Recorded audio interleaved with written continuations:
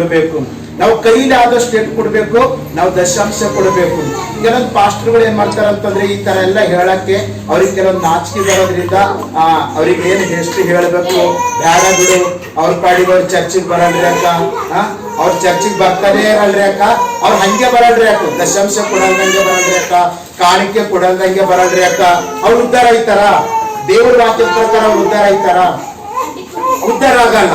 ಅವ್ರೇನ್ ಮಾಡ್ತಾರ ಗೊತ್ತದನ, 1-2 ತಿಂಗಳು 3 ತಿಂಗಳು 1 ವರ್ಷ 2 ವರ್ಷ ಚರ್ಚಿಗೆ ಬರ್ತಾರ, ಅವಾಗ ಅವ್ರು ಉದ್ಧಾರ ಆಗಲ್ಲ. ಅವ್ರ ಮೈ ತುಂಬಾ ನೋಡ್ಕೊತಾರ, ಮನೆ ತುಂಬಾ ನೋಡ್ತಾರ, ಅವಾಗ ನಮ್ಗೆ ಏನೂ ಆಶೀರ್ವಾದ ಇಲ್ಲ ಅಂತಾರ. ಅವ್ರ ಪಾಡಿಗೆ ಅವ್ರು ಚರ್ಚನ್ನು ಬಿಟ್ಕೊಡ್ತಾರೆ, ಎಷ್ಟನ್ನು ಬಿಟ್ಕೊಡ್ತಾರೆ, ಸಭೆನೂ ಬಿಟ್ಕೊಡ್ತಾರೆ, ಪಾಸ್ಟರ್ನು ಬಿಟ್ಕೊಡ್ತಾರೆ. ಅದಕ್ಕೆ ಕಾರಣ ಯಾರು?